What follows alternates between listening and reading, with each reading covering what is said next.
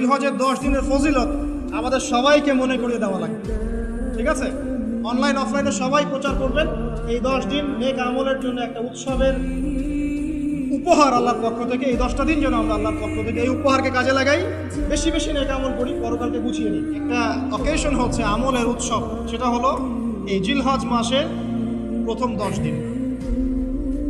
এই জিলহজ মাসের প্রথম 10 দিন সম্পর্কে আল্লাহ পাক সূরা ফজরের মধ্যে শপথ করেছেন, ওয়াল ফাজরি, ফজরের কসম, ওয়াল লায়ালিন আশর, এবং এই 10 রাতের কসম। এই 10 রাত বলতে এখানে জিলহজ মাসের এই 10 দিন এবং 10 রাতকে বোঝানো হয়।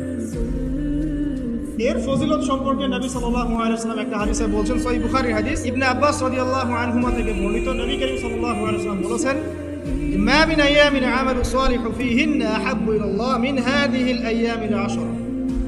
আল্লাহ পাকের কাছে এই 10 দিন অর্থাৎ জিলহজ মাসের প্রথম 10 দিনের নেক আমল যত বেশি প্রিয়, আল্লাহর কাছে জিলহজ মাসের প্রথম 10 দিনের নেক আমল যত বেশি প্রিয়, অন্য কোনো আমল এত বেশি প্রিয় না।